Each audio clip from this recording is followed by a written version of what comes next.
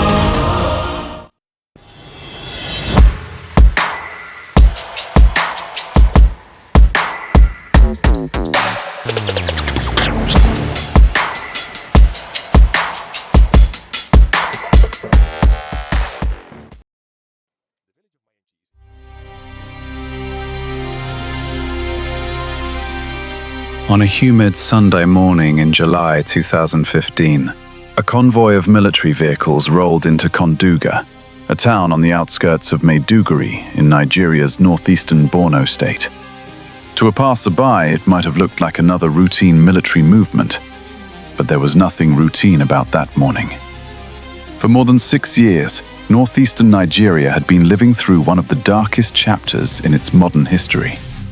Entire communities had been overrun. Schools had been abandoned. Families had fled their homes with little more than the clothes they were wearing. What began as a local extremist movement had grown into a violent insurgency that reached far beyond Nigeria's borders. The soldiers arriving in Konduga understood what was at stake. Many had buried friends. Others had spent months away from their families.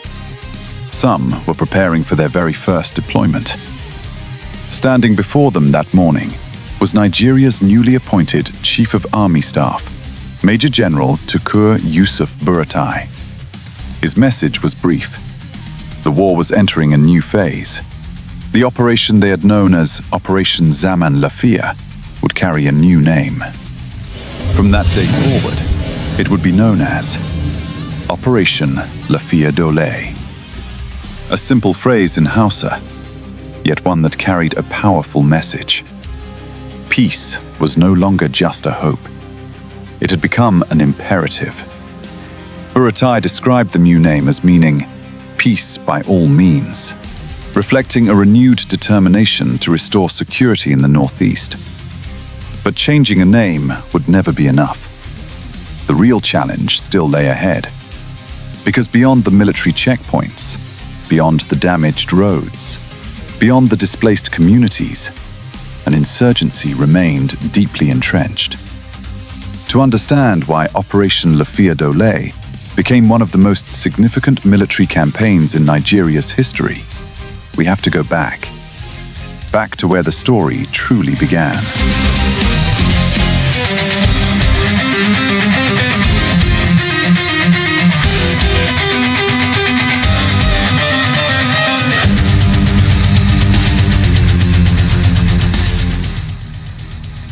Every war has a beginning, not always with gunfire.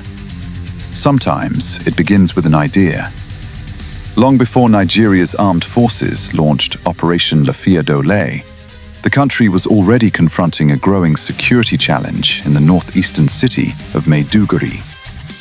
In the early 2000s, a religious movement began attracting followers, particularly young people frustrated by unemployment, poor governance, and limited opportunities.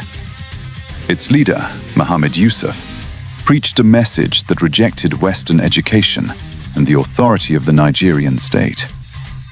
What started as an ideological movement would, within a few years, transform into one of Africa's deadliest insurgencies. For several years, the movement remained largely local. Then, in 2009, everything changed. Violent confrontations broke out between members of the group and Nigerian security forces across parts of the northeast. The fighting left hundreds dead. Muhammad Yusuf was captured. Soon afterwards, he died while in police custody.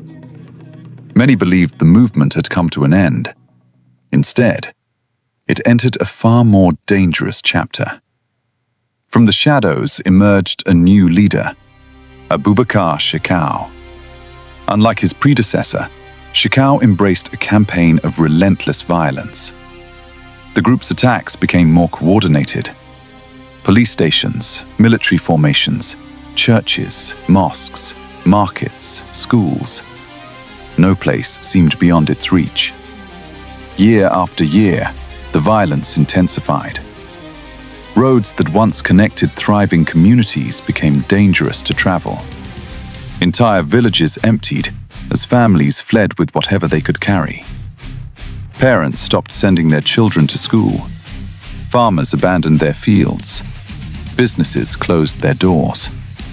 For millions of people across Borno, Yobe, and Adamawa states, daily life became a struggle for survival. The conflict was no longer affecting isolated communities. It was reshaping an entire region. By 2013 and 2014, the insurgency had reached a level few Nigerians had imagined possible. Inside government circles and military headquarters, one question became increasingly urgent. How do you fight an enemy that refuses to fight like a conventional army? This was no longer a series of isolated attacks. Nigeria was facing a prolonged insurgency, and the response would have to evolve.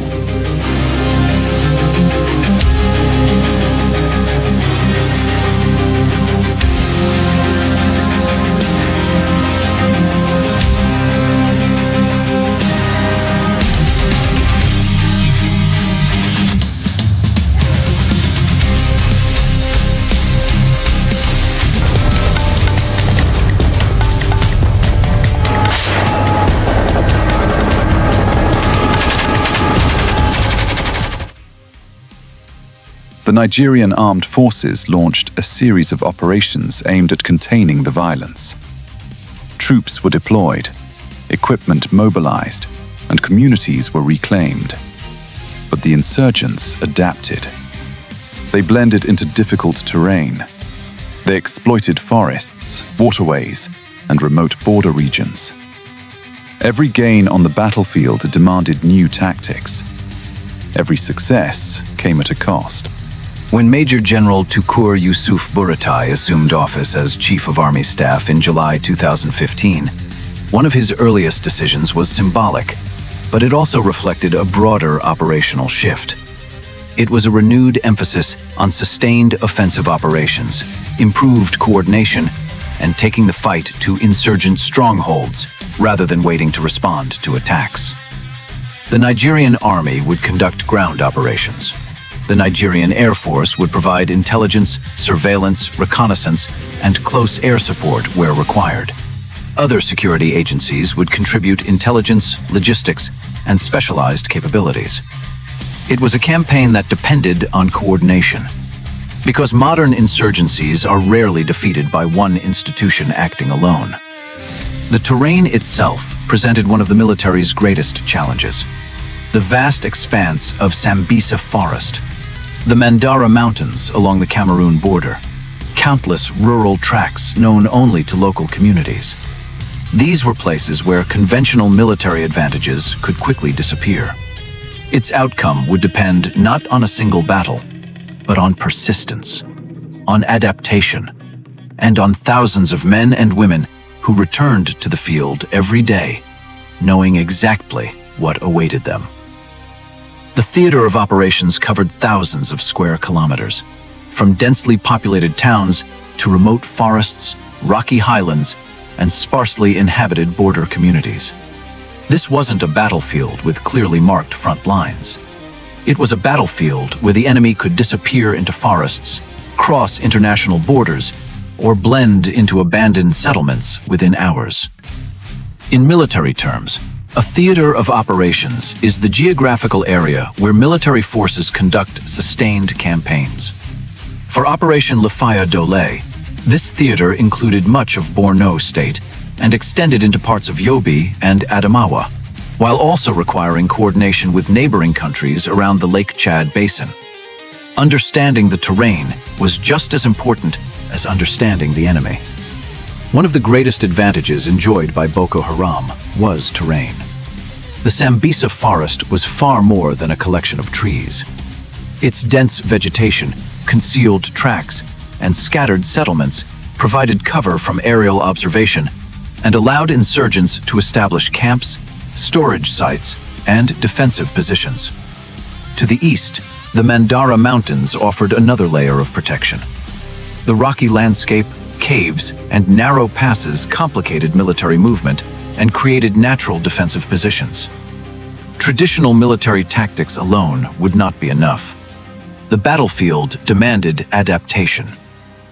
Before major operations, reconnaissance teams gathered information on possible routes, suspected enemy positions, and potential ambush sites. Combat engineers searched for improvised explosive devices, or IEDs, hidden beneath roads and footpaths. These homemade explosives became one of the insurgents' most effective weapons, capable of disabling vehicles and disrupting military movement with relatively limited resources. An improvised explosive device is a bomb constructed using readily available materials rather than factory-produced military munitions.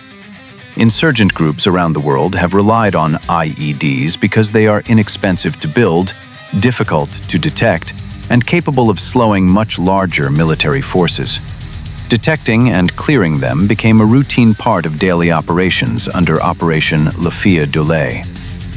As the threat from roadside bombs increased, the military expanded the use of mine-resistant ambush-protected vehicles, commonly known as MRAPs.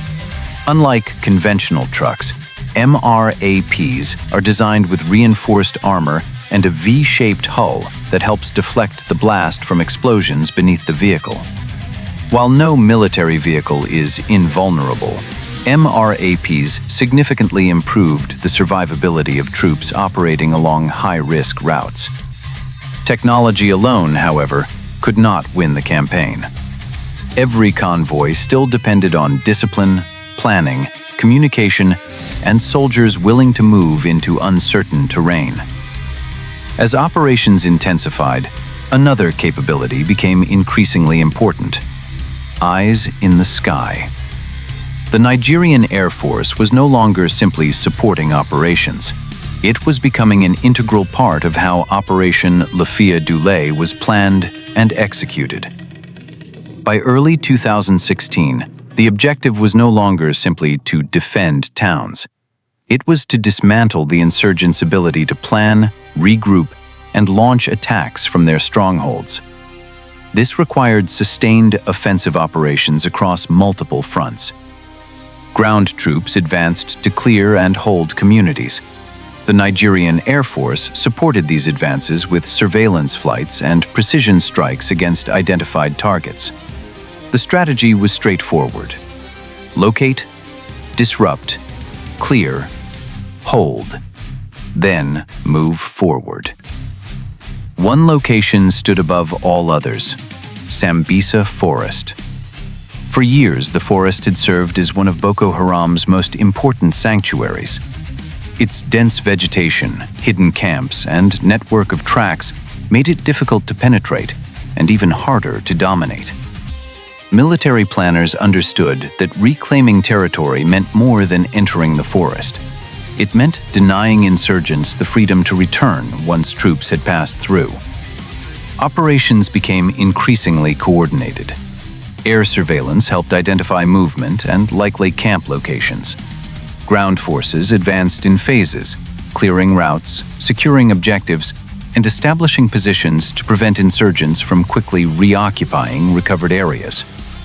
This methodical approach reduced the effectiveness of hit-and-run tactics that had previously allowed insurgent groups to disappear and return after military withdrawals. By December 2016, Nigerian authorities announced that troops had captured what was described as Boko Haram's Camp Zero within Sambisa Forest, presenting it as a major milestone in the campaign. While the insurgency did not end there, the operation significantly reduced the group's ability to hold territory in the way it once had. The conflict itself, however, was changing. Instead of attempting to govern large areas, insurgent factions increasingly relied on smaller, mobile units, ambushes, and improvised explosive devices. Once again, the battlefield was evolving. The campaign also strengthened joint operations between the Nigerian Army and the Nigerian Air Force, placing greater emphasis on intelligence, mobility, and sustained pressure rather than isolated offensives. Yet the operation also revealed the complexity of modern counterinsurgency. Recovering territory was only one part of the challenge. Holding it, protecting civilians, supporting humanitarian efforts, and responding to an enemy that continually adapted required constant evolution. In April 2021, Operation Lafiya Dole formally transitioned into Operation Kai. The change reflected more than a new name. It represented the next phase of the campaign, building on lessons learned during years of continuous operations, while placing renewed emphasis on jointness and cooperation. Operation Lafiya Dole had not ended the conflict, but it had changed the character of the war. And in doing so, it laid the foundation for everything that followed.